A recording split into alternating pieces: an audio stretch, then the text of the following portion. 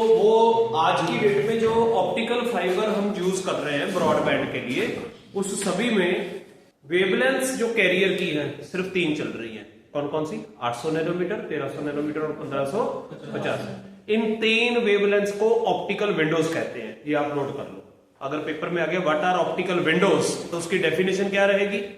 Optical window क्या है? It is that wavelength of the carrier for which overall energy losses are minimum. Zero तो हो नहीं सकती। और वो तो उन 3 वेवलेंथ कौन सी हैं ऑप्टिकल विंडोज? 800 नैनोमीटर और 1300 नैनोमीटर और 1550 नैनोमीटर।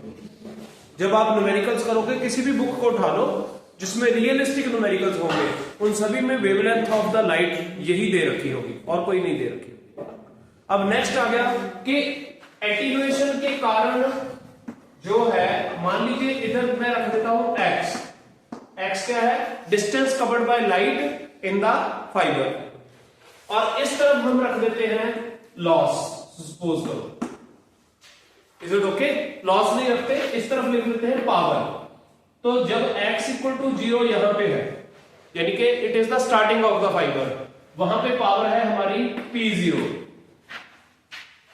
और जब लाइट ऑप्टिकल फाइबर के अंदर x डिस्टेंस ट्रेवल कर गई तो कितनी लॉसेस हो रही है? उन सारी लॉसेस के कारण ये देखा गया है the graph is exponentially down. Is it okay? तो मान लो x डिस्टेंस के ऊपर पावर कम होके रह गई है P।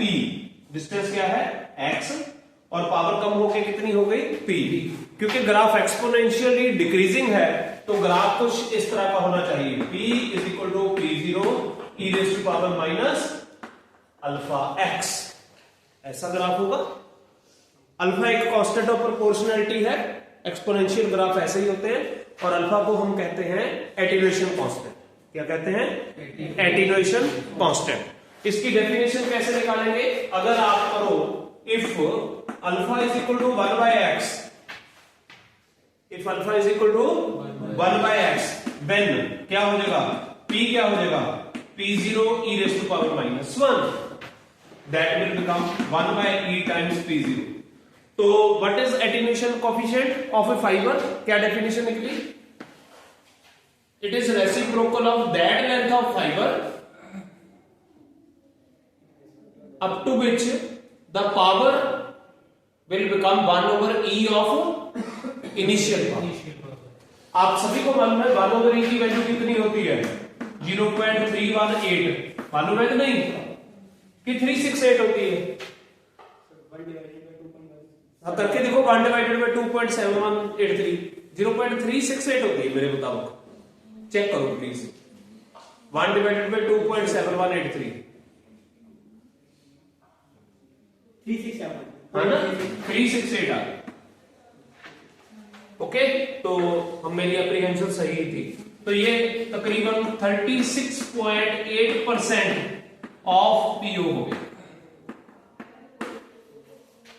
यानी कि अगर हम अपने इनपुट में 100 वाट पावर डाली है, इज इट ओके? तो मान लो 2 किलोमीटर के बाद ये पावर रह के कितनी रह जाती है? 36.8 वाट रह जाती है। तो उस 2 किलोमीटर का जो इनवर्स होगा, 2 किलोमीटर इनवर्स, वो इस फाइबर का क्या होगा? एटीन्यूएशन कोएफिशिएंट होगा। Is it okay? कोई प्रॉब्लम तो नहीं है? अब हम इस इक्वेशन को दोनों तरफ नेचुरल लॉग लेना चाहते हैं। रादर मैं पहले इसको ऐसे लिखना चाहता हूं। ये इक्वेशन को आप ऐसे लिख सकते हो, P0 is equal to P e raise to power alpha x। कोई प्रॉब्लम तो नहीं है? कोई प्रॉब्लम नहीं है ना? P0 और P इन्वर्ट कर दिए, पावर अल्फा प्लस हो गई। तो P0 अपॉन P क्या हो गया? e raise to power alpha x। दोनों तरफ नेचुरल लॉग लो तो क्या होगा? Natural log of P0 by P क्या हो जाएगा? Alpha x। और हमने निकालना है अल्फा। अल्फा क्या हो जाएगा? 1 by x natural log of P0 by P। और आप सभी को मालूम है, अब मैं यहां पे लॉग टू द बेस 10 लेना चाहता हूं, तो क्या बन जाएगा? ये 2.3303 बाय x। इसको फिर LOG लिख देते हैं। टू दी बेस 10 वाले को LOG लिखते हैं और नेचुरल लॉग को LN लिखते हैं। ये बन जाएगा P0 बाय P। लेकिन हम यहां पे 10 लेके आना चाहते हैं। I want to bring here 10। तो क्या करें? अल्फा इधर है, तो क्या करो, दोनों तरफ मल्टीप्लाई कर दो 10 से और डिवाइड कर दो 2.303 से। प्लीज बताओ मुझे 2.303 अगर 10 को डिवाइड करता है तो आंसर कितना आता है? प्लीज कैलकुलेटर से बताओ। 4.34 होना चाहिए मेरे बताओ, चेक करो। 4.34। Very good. तो लेफ्ट साइड क्या बन जाएगी? 4.34 अल्फा, और राइट साइड क्या बन जाएगी? 10/x log of P0/P। Is it okay? अब 4.34 एक कांस्टेंट फैक्टर है, इसको एटीन्यूएशन कोएफिशिएंट से मल्टीप्लाई करेंगे तो रहेगा तो वो कांस्टेंट फैक्टर ही, लेकिन इसका नाम हम नया नाम रखने जा रहे हैं, इसको कहते हैं अल्फा पी। ठीक है ना? अल्फा पी क्या हो गया फिर? एटीन्यूएशन कोएफिशिएंट को 4.34 से मल्टीप्लाई करके जो वैल्यू आती है उसको कहते हैं अल्फा पी, और इसका नाम नया है। अब इसको एटीन्यूएशन कोएफिशिएंट नहीं कहते, अब इसको कहते हैं फाइबर लॉस। इसको क्या कहते हैं? Fibre loss. अब क्वेश्चन आता है कि ये मैंने क्यों किया, मुझे जहां पे 10 क्यों चाहिए, ये क्वेश्चन आता है। Why do we need 10 on the right hand side? उसके लिए मैं आपसे पूछना चाहता हूं कि +1 क्लास में आपने साउंड वाला चैप्टर किया था, वाइब्रेशन एंड वेव्स वाला, किस स्किप हो गया था कोविड के कारण? कितना सी?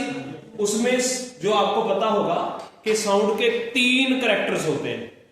एक होती है लाउडनेस, दूसरा क्या होता है? पिच, तीसरा होता है क्वालिटी या टिम्बर। Is it okay? अब जो साउंड की लाउडनेस है, साउंड की लाउडनेस को मेजर करने के लिए जो हम यूनिट यूज करते हैं, आप सभी को मालूम होना चाहिए +1 क्लास में कि उसका यूनिट होता है डेसिबल।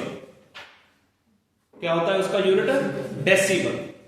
और डेसिबल हम कैसे डिफाइन करते हैं? हमारा लाउडनेस का फार्मूला +1 क्लास में है, मैं इतनी डिटेल में नहीं जाऊंगा।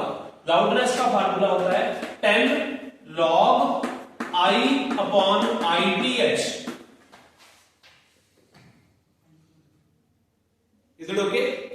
वैसे टेक्निकली देखा जाए इसके डायमेंशन तो कुछ नहीं है, ना 10 का कोई डायमेंशन होगा। I क्या है? इंटेंसिटी ऑफ साउंड, और ITH क्या है? Threshold intensity of sound. कम से कम साउंड की इंटेंसिटी जो हमारे कान के ऊपर पड़े ताकि हम सुन सके। मैं आपसे एक सवाल पूछता हूं, आपने साउंड को सुनना है तो उसमें क्या गुण होना चाहिए? आप एक बताओगे, मुझे मालूम है। क्या? कौन सी साउंड हमारा कान सुन सकता है? जो 20 से लेके 20,000 हर्ट्ज का है। मुझे यही विश्वास था आप यही जवाब दोगे, आपने वही दिया। मैं अब आपसे सवाल पूछता हूं, आपको ये प्रूफ महसूस कराने के लिए कि जो आप जवाब दे रहे हो ये आधा है। मेरा क्वेश्चन है, मच्छर की साउंड होती है कि नहीं होती? होती है। इसका मतलब मच्छर के मुंह से निकलने वाली जो साउंड वाइब्रेशंस हैं उनकी फ्रीक्वेंसी 20 से लेकर 20,000 हर्ट्ज तक पक्का होती है ना मच्छर की साउंड। अगला क्वेश्चन है, क्या मच्छर की साउंड आपके कमरे में, मान लो कोई और चीज आवाज नहीं कर रही, मच्छर की साउंड आपको हर समय सुनती है कि खास पोजीशन पे सुनती है? जो मच्छर कहां पे आ जाता है? कान के नजदीक। इसका मतलब फ्रीक्वेंसी तो क्राइटेरिया है, इंटेंसिटी भी क्राइटेरिया है। ये आपको +1 में सोचना चाहिए था, नहीं सोचा, कोई बात नहीं, वीडियो रिकॉर्डिंग है, नहीं तो मैंने कुछ कमेंट डालना था, नहीं करूंगा। तो आपको बता देते हैं कि 10 की पावर -12 वाट पर स्क्वायर मीटर, इतनी अगर इंटेंसिटी हमारे कान के ऊपर पड़ती है और प्लस फ्रीक्वेंसी 20 से 20,000 हर्ट्ज की रेंज में है, तब हम वो साउंड सुन सकते हैं। तो 20 से 20,000 hertz is a necessary condition, it is not a sufficient condition. It is not a sufficient condition. Sufficient condition ये है, और इस इंटेंसिटी को हम क्या कहते हैं? थ्रेशोल्ड इंटेंसिटी, साउंड की threshold intensity. Is it okay? और इस लाउडनेस का यूनिट आता है डेसिबल। क्या कहते हैं इसको? डेसिबल। और डेसिबल को कैसे डिफाइन किया गया है? कौन सा लॉग लेना है? नेचुरल के 2⁻10 वाला, 2⁻10 वाला। और यहां पे क्या है? आपके मुंह से निकली साउंड की इंटेंसिटी, और ये क्या है? थ्रेशोल्ड इंटेंसिटी, यानी कि 10 की पावर -12 वाट पर स्क्वायर मीटर। और इसका यूनिट डेसिबल आता है। तो आपको मैं बता देता हूं, अगर I is equal to ITH हो जाएगा तो log 1 कितना होता है 0। तो थ्रेशोल्ड फ्रीक्वेंसी इंटेंसिटी की लाउडनेस कितनी होती है 0, नहीं सुनेगी वो आवाज। अगर I is equal to 10 times ITH हो जाए, अगर थ्रेशोल्ड इंटेंसिटी के 10 गुना ज्यादा इंटेंसिटी वाली साउंड कोई बंदा निकाले तो उसको कितनी लाउडनेस सुनेगी। अब log 10 कितना होता है 1 मल्टीप्लाइड बाय 10 क्या हो गया 10 डेसिबल। और अगर 20 टाइम्स हो इंटेंसिटी तो क्या हो जाएगा 20 डेसिबल। समझ लग रही मेरी बात, जो मैं कहना चाहता था समझ लग गए। अब आपको पता लग गया होगा कि यहां पे सर 10 क्यों लिखे हैं, क्योंकि अगर मैं x को हटा दूं, आपको यह भी पता होना चाहिए कि पावर को एरिया से डिवाइड करो। पावर क्या होती है energy per unit volume, sorry energy per unit time, और इंटेंसिटी क्या होती है energy per unit time per unit area. तो अगर पावर को एरिया से डिवाइड करो तो इंटेंसिटी बन जाती है, तो एरिया ऊपर नीचे से कैंसिल होने वाला है, तो intensity ratio is always equal to power ratio. Is it okay. तो अगर मैं इस x को हटा देता हूं तो ये क्वांटिटी का यूनिट क्या होगा बाकी सारी का डेसिबल। अब x को देखो तो क्या आएगा डेसिबल पर kilometre. This is the difference, और ये आपने फिजिक्स लैब में ढूंढना है, आपका एक्सपेरिमेंट है इसलिए मैंने करवाया। फिजिक्स लैब में आपको एक ऑप्टिकल फाइबर दे दी जाएगी, आपके टीचर देंगे, क्योंकि आप मेरी क्लास के स्टूडेंट्स नहीं हो लैब में, और आपको पूछा जाएगा कि इसमें कितनी लॉस हुई है, निकालो 1 किलोमीटर में कितने डेसिबल लॉस होंगे। फिर आपने ये बताना है कि ये फाइबर घटिया क्वालिटी की है कि या बढ़िया क्वालिटी की। Is it okay. अब ये फार्मूला है, इसके बेस्ड ऊपर न्यूमेरिकल आएंगे, यहां पे ये चैप्टर खत्म होता है। Is it okay. एक और तरीके से भी न्यूमेरिकल आ सकता है। कई बार हम क्या करते हैं, हम एक्चुअली ऑप्टिकल फाइबर में जो लेबोरेटरी में करेंगे तब यही होने वाला है। सुनो क्या होगा। So what is going to happen in that case. तो वहां पे क्या होगा कि हम यहां से ये ऑप्टिकल फाइबर है, इसमें से लाइट निकलेगी। अब इसमें से लाइट निकलेगी तो पावर किस फॉर्म में होगी ऑप्टिकल फॉर्म में। ये पावर क्या होगी हमारी P, हमने P कही थी, और यहां से इनपुट पावर को हमने क्या माना था P0। इनपुट पावर ज्यादा है और आउटपुट पावर कम है, क्योंकि रास्ते में क्या हो रही है लॉसेस। और हमारा फार्मूला क्या था लॉस का, alpha P is equal to 10 by x log of P0 by P। P0 will always be more, so this quantity is, इसलिए मैंने उनको उल्टाया था, क्योंकि log of less than 1 is negative and log of more than 1 will be positive। so यहां पे हमने जब ये एक्सपेरिमेंट करना है तो हम यहां पे क्या करते हैं, इस पावर को हम इलेक्ट्रिकल पावर में कन्वर्ट कर देते हैं। मान लो हम इसका मतलब इस लाइट को किसके ऊपर डालेंगे फोटो डिटेक्टर के ऊपर, और फोटो डिटेक्टर क्या करेगा फोटो डिटेक्टर, क्योंकि हर एक चीज की एफिशिएंसी बराबर नहीं होती, फोटो डिटेक्टर इस पावर को किसी नई पावर में कन्वर्ट कर देगा। थोड़ी सी लॉस हो सकती है ना, when you convert one form of energy into another form of energy then there will be some loss. तो फोटो डिटेक्टर ने कितनी ऑप्टिकल पावर ली P, उसके कॉरेस्पॉन्ड उसने कितनी इलेक्ट्रिकल पावर जनरेट कर दी PE। मान लो फोटो डिटेक्टर की एफिशिएंसी क्या है ईटा है, तो ये फोटो डिटेक्टर है, उसने पावर कितनी ली यहां से P, बाहर कितनी दी PE, और ईटा उसकी एफिशिएंसी है। तो ईटा आप कैसे लिखोगे, उसने बाहर निकाली PE और अंदर आई P। Is it okay. तो फिर मेरा P क्या हो गया PE बाय ईटा, ठीक है। अब इसी फोटो डिटेक्टर को यहां से उठा के हम यहां पे लगा दें तो वो इनपुट पावर को मेजर करेगा, लेकिन फोटो डिटेक्टर तो वही है, तो इसके कॉरेस्पॉन्डिंग वो नई पावर बनाएगा POE। इसमें भी लॉस होगी ना, तो वो क्या पावर बन जाएगी POE। अब जो हमारा PE होगा, PE और POE में भी रिलेशन इसी तरह की होगी, क्या होगी POE अपॉन ईटा। अगर ये वैल्यूज मैं यहां पे डालता हूं, अगर आप फोटो डिटेक्टर सेम यूज करते हो इनपुट में और आउटपुट पे आप नोटिस करो efficiency does not matter, ratio of PO and P will become equal to POE upon PE। Eta खत्म, ईटा खत्म है ना। लेकिन इसका फायदा क्या है, फायदा ये है, अब ये कौन सी पावर है, इलेक्ट्रिकल, और ये कौन सी पावर है, ऑप्टिकल। इलेक्ट्रिकल पावर को मेजर करना बड़ा इजी है। इलेक्ट्रिकल पावर का फार्मूला होता है V²/R, where R is the resistance of the circuit. Is it okay? तो अगले स्टेप में हम इसको 10/X log क्या बन जाएगा, ये V² अपॉन V², R भी कट जाएगा क्योंकि सर्किट तो सेम है। आपने फोटो डिटेक्टर चेंज नहीं किया ना आपने मल्टीमीटर चेंज करना है जो फोटो डिटेक्टर से जुड़ा होगा वोल्टेज नोट करने के लिए। आप फोटो डिटेक्टर की आउटपुट एक मल्टीमीटर को जोड़ोगे तो रेजिस्टेंस क्या होगा, फोटो डिटेक्टर और मल्टीमीटर के इंटरनल सर्किट का रेजिस्टेंस। तो वही यार आउटपुट पे है, ना आपने फोटो डिटेक्टर चेंज करना है ना आपने मल्टीमीटर चेंज करना है।